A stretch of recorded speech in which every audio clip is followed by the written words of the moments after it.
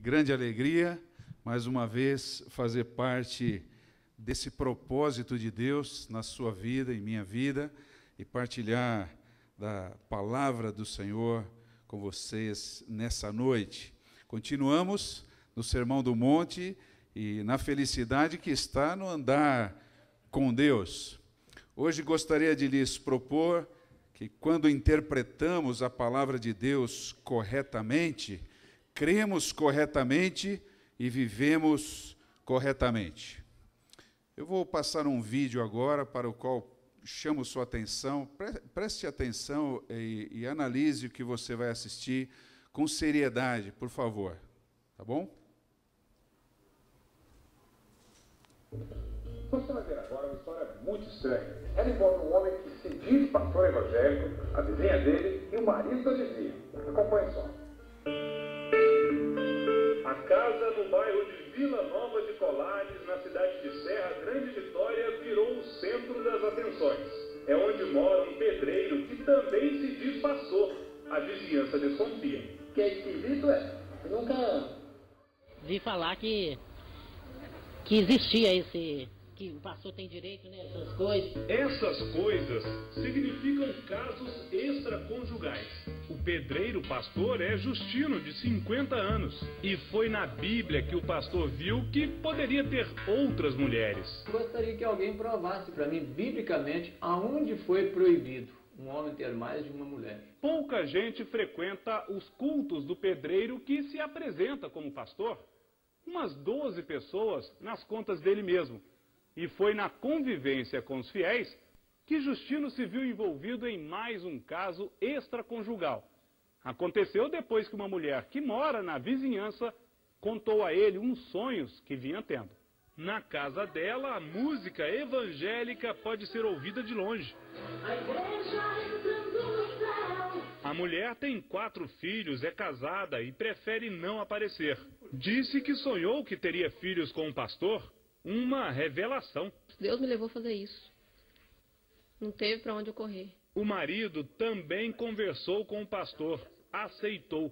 Eu pensei comigo, se fosse a vontade de Deus, seria feito, né? Nós entramos em oração, pedindo a Deus misericórdia, porque seria uma das coisas mais difíceis da minha vida. O quê? E tomar essa decisão. Pegar uma mulher que tem marido. O pastor também é casado. Como explicar? A Bíblia, Oséias, capítulo 3. Este profeta, um homem como nós, e diz assim, Deus mandou tomar uma mulher e adulterar. O senhor está falando adulterar ou é a palavra adúltera? Receba essa mulher que foi adúltera. Não. Não é assim? Não, aqui está dizendo aqui que vai outra vez, ama uma mulher amada de seu amigo e adultera. Posso dar uma olhada? À vontade. Qual que é? 3. Aqui. Vai outra vez, ama uma mulher amada de seu amigo. Sim. E adúltera. Não é adúltera? Tem um acento aqui, pastor. Deixa eu ver aqui. Não houve uma interpretação equivocada? E adultera. Ou seja, a Bíblia não estaria se referindo a uma mulher adúltera? Deixa eu ver aqui. E não para que o senhor adulterasse? Ah, tá. Inclusive foi bom eu estou mexendo nisso aqui, porque uma coisa chama a outra, né? Por isso nós precisamos da direção do Espírito. É um grande equívoco. Muitas pessoas têm vivido experiências como essa, em maior ou menor monta. Seria engraçado se não fosse triste, não é verdade? Por isso é preciso, queridos, verificarmos se a interpretação que fazemos da palavra de Deus está correta. E para interpretarmos essa palavra, é preciso nos dedicarmos a ela, a estudarmos, a olharmos dentro de seu contexto. Porque essa interpretação gera uma crença que se traduz na nossa vivência diária. Então, interpretar corretamente, crer corretamente, nos leva a viver corretamente. E hoje vamos encontrar Jesus lidando com interpretações, crenças e vivências das pessoas que tinham a Bíblia na mão, mas a limitavam por causa dessa sua interpretação. E por causa disso, dessa limitação, eram levadas a errar no seu relacionamento com Deus. E vai nos mostrar também como interpretar corretamente e crer corretamente transforma-se em viver corretamente. E para isso, Jesus indica duas ações que o seu discípulo precisa desenvolver. A primeira, perceber a origem dos mandamentos do reino e depois praticar os mandamentos do reino. E, finalmente, na segunda e maior parte desse texto, ele vai exemplificar, por meio de releituras das interpretações correntes da lei e dos profetas, isso que temos afirmado. Então, se você tem sua Bíblia, pode abri-la, por favor, para Mateus capítulo 5, verso 17 em diante. O discípulo de Jesus consegue a exatidão na interpretação, no crer e na vivência, quando percebe a origem dos mandamentos do reino, quando ele compreende de onde vem essa gama de mandamentos, de princípios. Veja o verso 17. Não penseis que vim abolir a lei ou os profetas, não vim abolir, mas cumprir. Pois em verdade vos digo, antes que o céu e a terra passem, de modo nenhum passará uma só letra ou um só traço da lei, até que tudo se cumpra. Bem, em outras palavras, o que é que Jesus está querendo dizer? Vocês que ouviram o que acabei de falar, ele está se referindo às bem-aventuranças. Não comecem a pensar que vim demolir a lei ou os profetas, ou seja, não vim pervertê-los ou interpretá-los parcialmente, mas meu propósito é cumpri-los, pois eles só passarão quando tudo cumprir-se. E a razão disso é bem clara nesses versículos. Os mandamentos e os profetas têm a sua origem em Deus, portanto, devem ser tratados assim.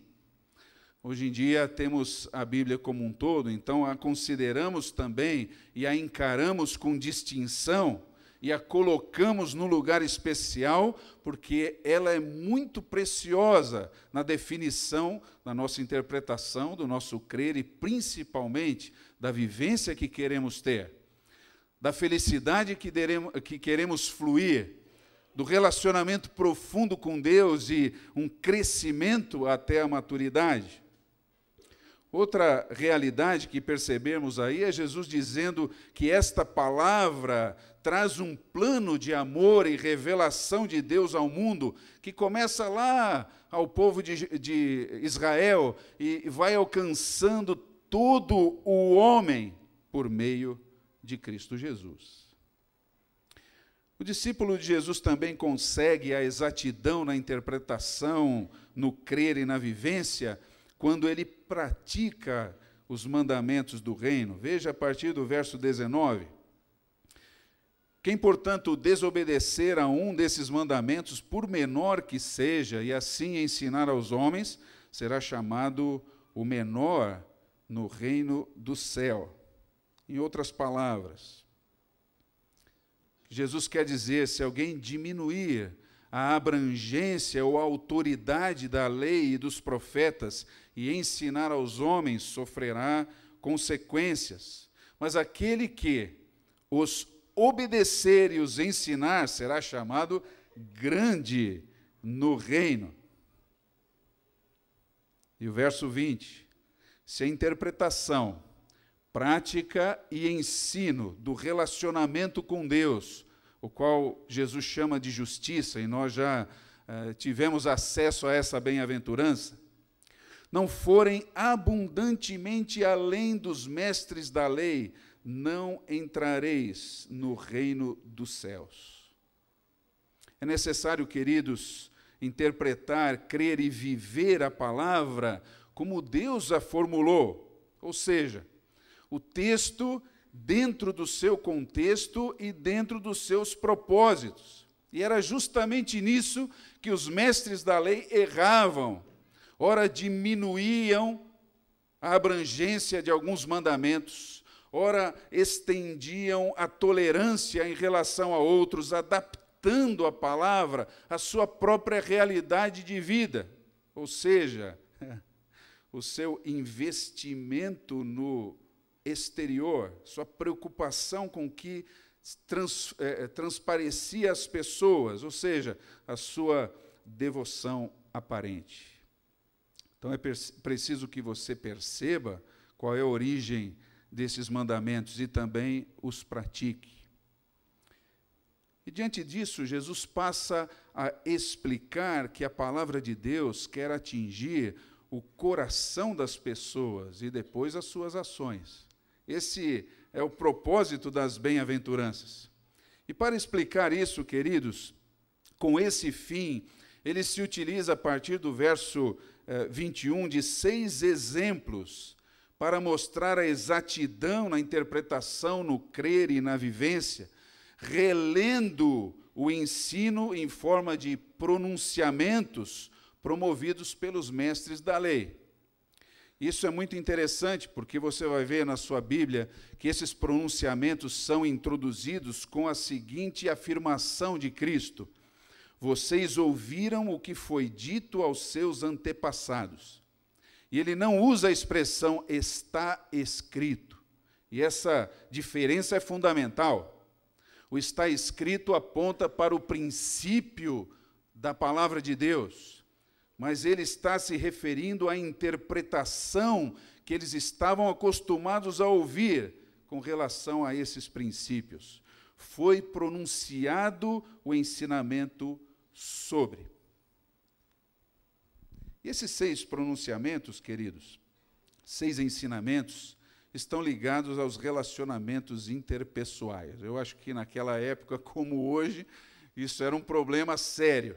Então, de tantos exemplos, Jesus vai pensar 6 para fazer os seus arrazoados, para tentar mostrar qual é a interpretação correta desses princípios. E aí estão eles.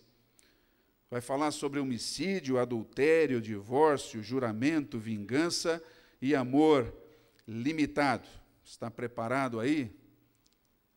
Fivele o cinto e vamos lá ouvir como é que Cristo relê o ensinamento promovido à época sobre homicídio. Verso 21. Vocês ouviram que foi dito aos seus antepassados, não matarás, e quem matar estará sujeito a julgamento. Você percebe que a ação extrema era confrontada, queridos, mas não o centro motivador da ira que gerava o homicídio, ou seja, o coração raivoso. A lei queria atingir lá dentro do coração, esse era o espírito da lei, mas isso era colocado de lado. Então Jesus continua: mas eu lhes digo que qualquer que se irar contra seu irmão estará sujeito a julgamento. Não é só aquele que assassina, mas também aquele que promove ira no seu coração contra alguém da sua própria família ou um irmão de fé. Então o problema não estava só no matar, mas na ação que começa com a ira voltada a alguém especificamente. Mas Jesus não para aí. Aprofunda um pouco mais o princípio. Também qualquer que disser a seu irmão, racá, ou insensato, traduzindo, será levado ao tribunal, e qualquer que disser louco, tolo, corre o risco de ir para o fogo do inferno. Forte, não? Vamos mudar o tema da mensagem, queridos? Jesus também trata acerca da ira que passa pela falta de respeito e palavras de desprezo regulares, costumeiras. Mais ou menos quando o seu coração se enche de ira e você dá uma palavra de apreciação para o alvo da sua ira. Alguns são, seu insensato, seu tolo. Você xinga assim, não é isso? Pergunte a seu irmão ao lado. Nesse momento vem uma coisa de dentro e...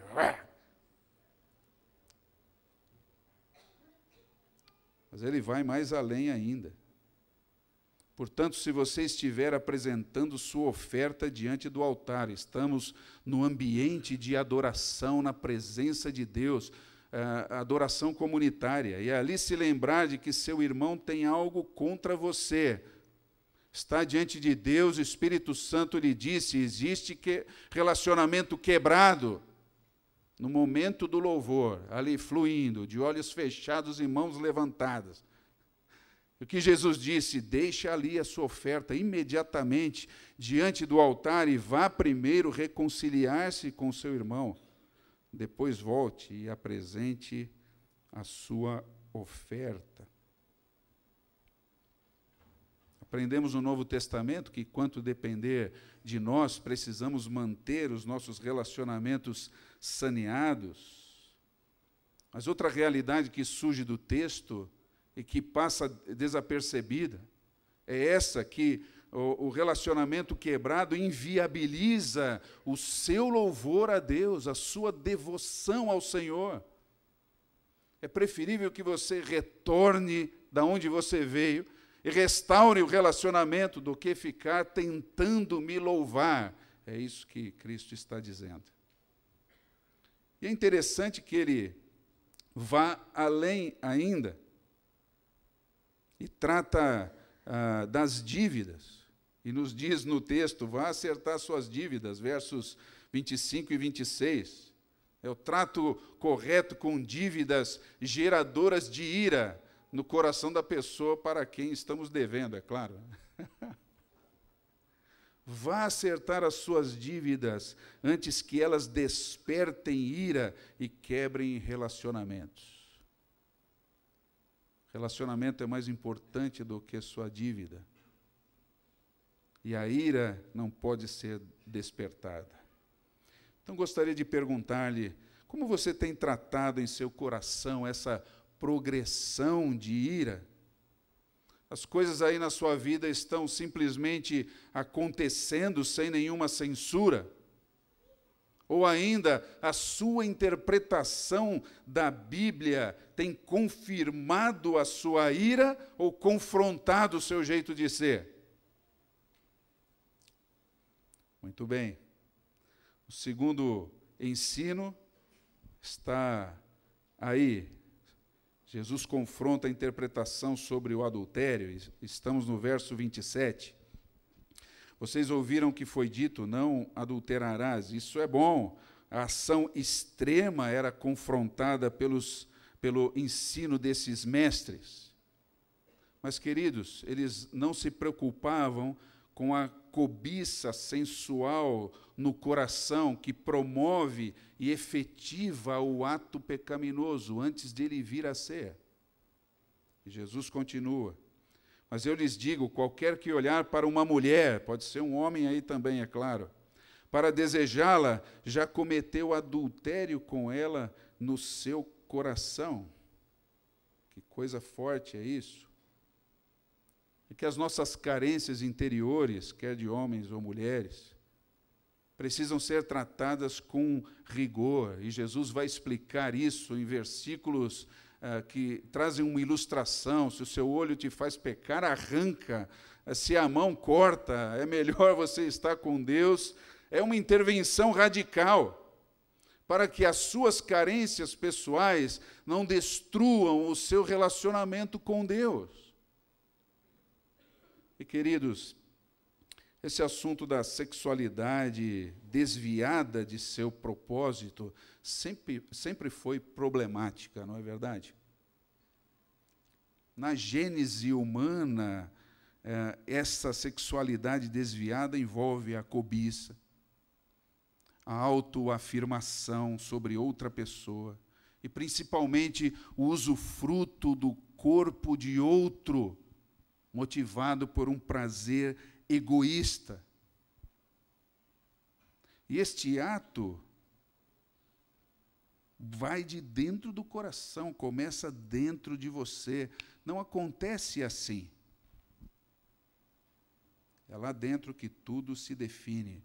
E é isso que Jesus está dizendo. Andar com Deus vai muito mais além do que meramente o ato que aflora, que frutifica para o mal. E diante disso, quero lhe perguntar, como você tem tratado em seu coração essa progressão de cobiça sensual? Tem tratado conforme a vontade de Deus? Ou as coisas simplesmente estão acontecendo aí dentro da sua mente, do seu coração, sem nenhuma censura? Ou a sua maneira de interpretar a Bíblia tem confirmado a sua cobiça sensual? Que seria mais grave ainda. Como tem sido com você? Em terceiro lugar, o terceiro exemplo dessa exatidão na interpretação, no crer e no viver com Deus, é o ensino sobre o divórcio, verso 31. Foi dito, aquele que se divorciar de sua mulher deverá dar-lhe certidão de divórcio. Essa ação extrema era confrontada pelo ensino desses mestres, o que foi bom à época, porque muitos homens jogavam as esposas para fora de casa. A culpa foi dela da separação. Ela foi embora, é claro, ele pôs para fora e trancou a porta. E aí, então, esse ensino veio regulamentar isso. Mas esse ensino, queridos, não tratava dos motivos que levavam comumente ao divórcio. Tanto naquela época como hoje, essa ação é uma forma mais fácil de não resolver os problemas conjugais. E Cristo vai mais além. Mas eu lhes digo que todo aquele que se divorciar de sua mulher, exceto por um motivo, que não vamos explicar aqui, mas apenas um motivo, um único motivo, faz que ela se torne adúltera, e quem se casar com a mulher divorciada estará cometendo adultério também.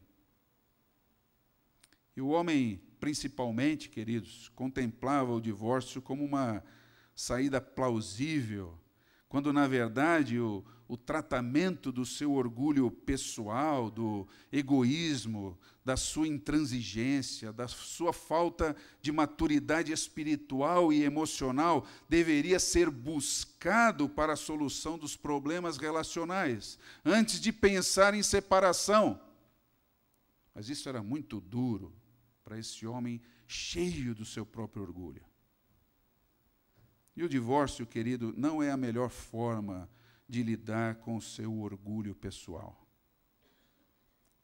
Então, diante disso, quero lhe perguntar, como é que você tem tratado em seu coração essa progressão de orgulho que tem afetado o seu relacionamento com o seu cônjuge?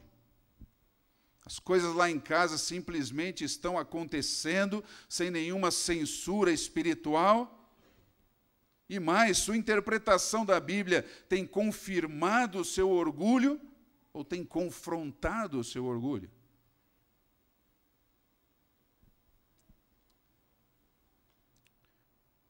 O quarto ensino que Jesus pinça para exemplo diz respeito a juramento, algo menos comum em nossa cultura. Verso 33. Vocês também ouviram o que foi dito aos seus antepassados, não jure falsamente, isso é bom. Mas cumpra os juramentos que você fez diante de Deus. Aqui, novamente, a ação exterior era confrontada por esse ensino, mas não a desonestidade que estava por detrás da protelação do juramento, da promessa de cumprimento. Por isso Jesus vai adiante.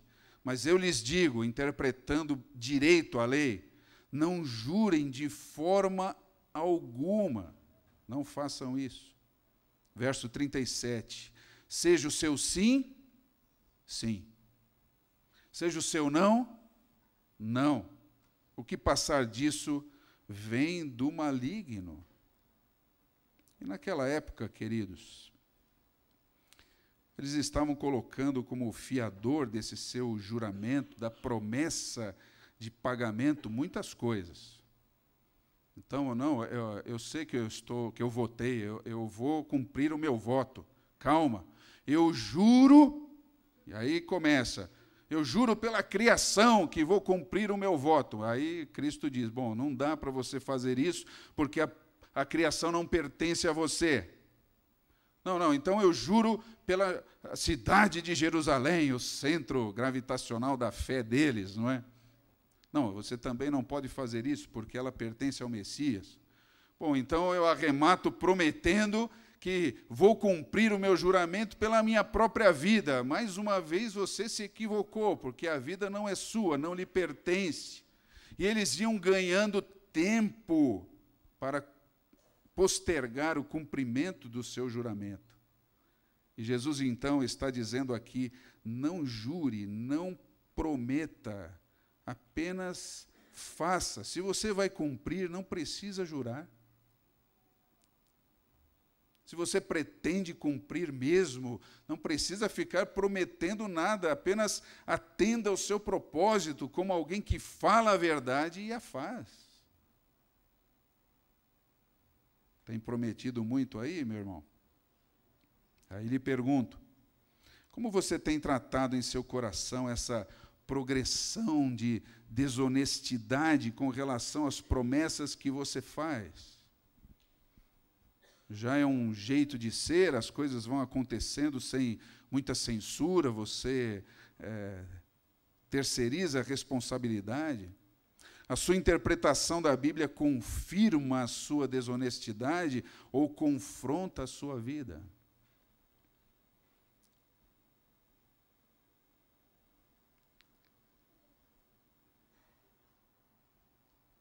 E os exemplos de números 5 e 6 adentram agora o ambiente da permissão acerca da interpretação da lei. O quinto ensino está aí tratando sobre a vingança, verso 38. Vocês ouviram que foi dito, olho por olho e dente por dente. Essa ação extrema era permitida, queridos. Ou seja, o orgulho que exige a retratação diante desse meu ego ferido não precisaria mais ser tratado diante de Deus. Era só eu retribuir do jeito que veio. Jesus vai adiante. Mas eu lhes digo, não resistam ao perverso.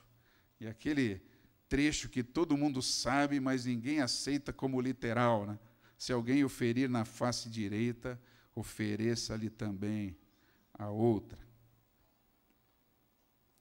E os mestres da lei, queridos, retiravam o texto do contexto, porque esse princípio era parâmetro para o julgamento estudado e realizado pelos juízes de Israel e não pelo povo. Mas os mestres traziam para o cidadão a condição de fazer justiça pelas suas próprias mãos, o que a lei nunca havia previsto. Abriram uma lacuna para que cada um tivesse essa liberdade de satisfazer o seu ego ferido, a sua noção de direito invadido, quebrado, e fazê-lo assim por meio de vingança, violência, o que fosse. A lei cobria isso. Mas se eles tivessem o cuidado de ler um texto dentre muitos, mas selecionei Levítico 19, 18. Você pode ler com a pessoa ao seu lado, por favor? Pode ler.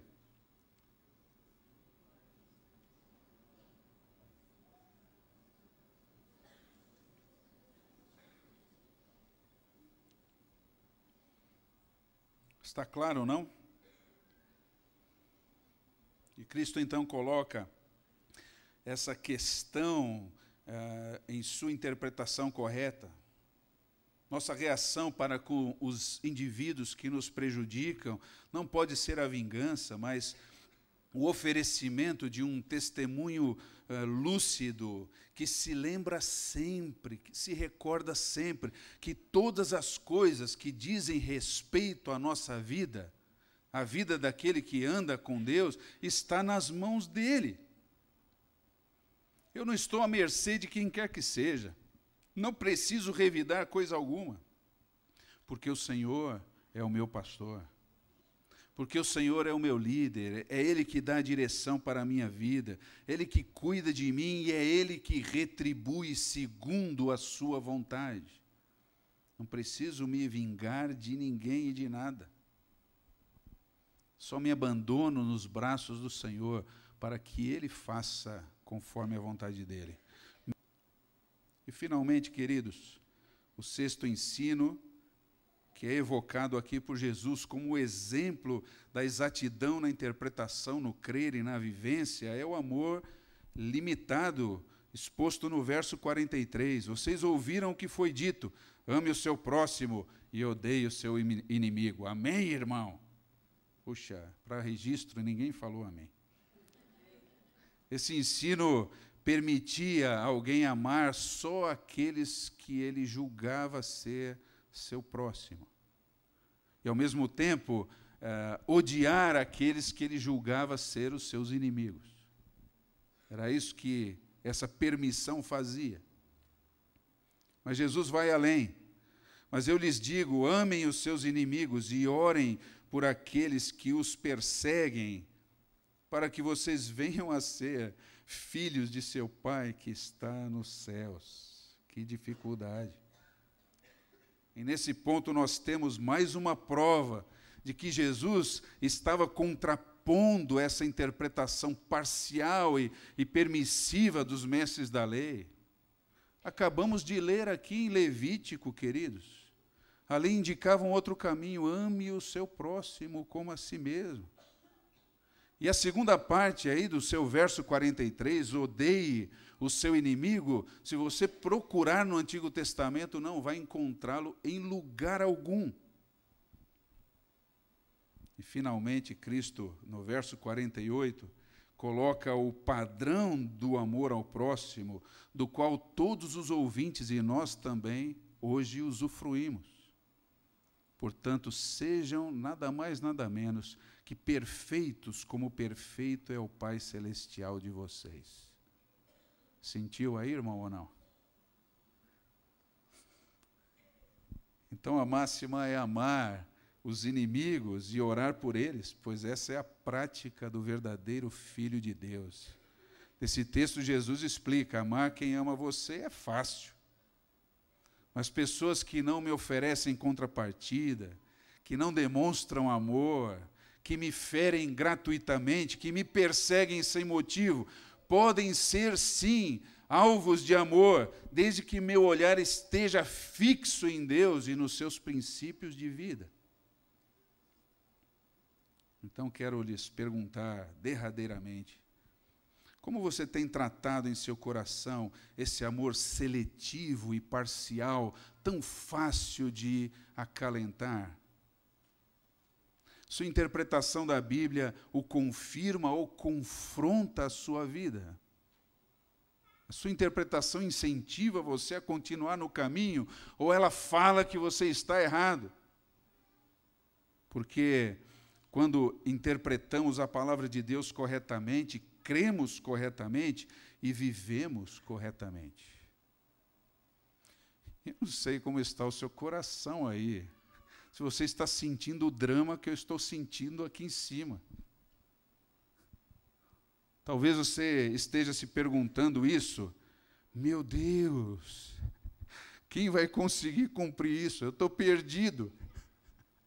Já entendi que eu preciso interpretar corretamente. Eu vou estudar e vou buscar, aí interpreto e creio corretamente e acabo por perceber que eu não vou conseguir obedecer a essa justiça. Não vou conseguir. E aí surge do contexto o verso 20 com força de novo, dizendo: se a sua interpretação, sua prática e seu ensino do relacionamento com Deus não for abundantemente além dos mestres da lei, não entrareis no reino dos céus. Então, quem poderá chegar ao reino, querido? Quem vai poder chegar lá? Você vai poder? Você, eu, você vai conseguir chegar? Que drama, queridos. Mas a questão toda é a seguinte, que a justiça própria, aquele esforço pessoal, querendo agradar a Deus por suas próprias forças, conquistar as atenções de Deus pelas obras que você faz, tentar seduzir o coração de Deus com uma aparência de perfeição. Essa justiça própria precisa ser substituída pela justiça do reino. Essa é a diferença. E aí, nessa substituição que o orgulho pessoal vai sendo esvaído pelo quebrantamento que nos leva a clamar por misericórdia. Senão não dá. E enquanto clamamos, somos atendidos poderosamente. E esse é o espírito das bem-aventuranças, queridos. É andar com Deus. Andar com Deus e viver o caminho da felicidade.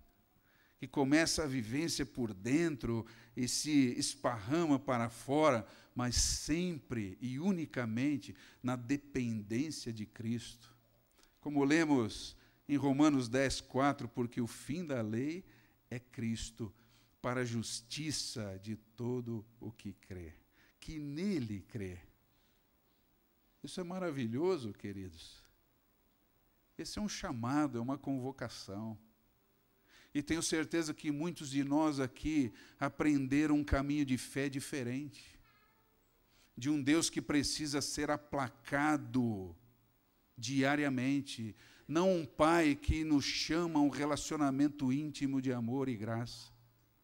Amor exigente, graça exigente, mas ainda assim amor e graça. Num compartilhar de misericórdia que transforma você todos os dias, de dentro para fora. É o amor que te atrai ao Senhor, não existe outra coisa. Religiosidade não faz isso, justiça própria não faz isso. São bonecos que manipulamos para falar e nós chamamos esses bonecos de Deus, mas eles não transformam a nossa vida. Meu relacionamento em casa continua o mesmo. Meu coração é povoado de ervas daninhas que eu não consigo arrancar.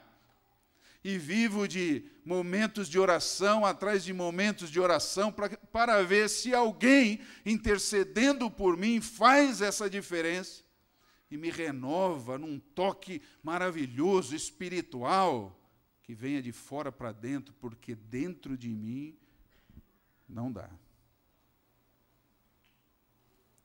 Então, o chamado para você e para mim é que venhamos para o reino sem justiça própria, mas na dependência total do Mestre, na direção e na iluminação do seu Santo Espírito.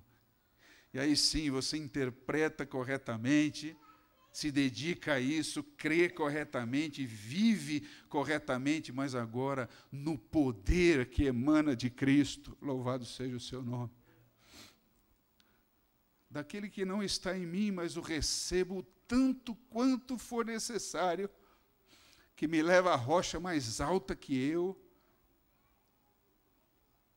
que consegue me transformar tanto que minha esposa pode me falar segunda e terça, você tem sido homem de Deus aqui em casa.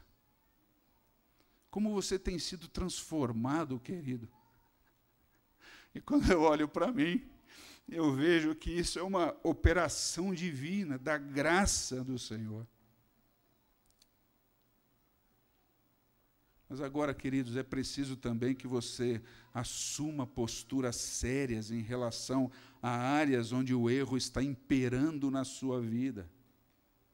Que você realize o seu trabalho de alma com projetos práticos a fim de mudar essa realidade, sempre com a ajuda de Cristo e sua palavra. Mas sem conformismo, mas buscando andar diariamente com Ele. Isso depende de você. Enquanto você busca orações milagrosas ou milagreiras, tenta terceirizar a sua responsabilidade. Depende de você também. Você se colocar de pé na sua própria vida e dizer a quem você quer servir. Que caminho de felicidade você quer buscar e como essa felicidade vai banhar você. Andando com Deus ou andando sozinho? Andando na graça e na misericórdia que emana do Espírito de Deus? Ou na frieza e crueza de uma religiosidade que não acrescenta, só traz ilusão? Agora, se você não consegue fazer essa tomada de posição sozinho, convido você a buscar alguém maduro na fé, que valorize e estude, se firme na palavra do Senhor, para oração e comunhão saradoras. E eu só posso terminar hoje perguntando se você deseja isso. Você quer viver isso, querido? Você quer hoje à noite dar esse primeiro passo? Então abaixe a sua cabeça um momento e coloque-se diante de Jesus agora mesmo. Fica aí, os irmãos da música, pode ficar sentado, por favor. Meditem vocês também. Vocês também desejam isso, vocês querem dar o primeiro passo. Talvez você queira dar o seu primeiro passo e para você seja importante manifestar-se diante de Deus. Eu quero dar o primeiro passo. Talvez ficando de pé no seu lugar, levantando a sua mão, ou deixando que o seu coração se torne um templo limpo, pronto. Como você quer dar o seu primeiro passo? Mas de todas as formas, clame agora: Senhor Jesus, eu dependo única e exclusivamente da sua graça saradora, da misericórdia que me propõe relacionamento e de um poder que não está em mim para que eu vença todas as coisas. Mas eu desejo dar o meu primeiro passo nessa noite, diante do inferno, diante de mim mesmo, diante dos meus parentes, diante do curso natural da minha vida. Quero me levantar na sua presença, nesse lugar especial, dizendo: Senhor, eu quero ser mudado. Transforma minha vida e me dá a estratégia para fazer frente e andar no caminho da felicidade, segundo a sua vontade. O Senhor ouve a nossa oração, precisamos do Senhor, dependemos do Senhor.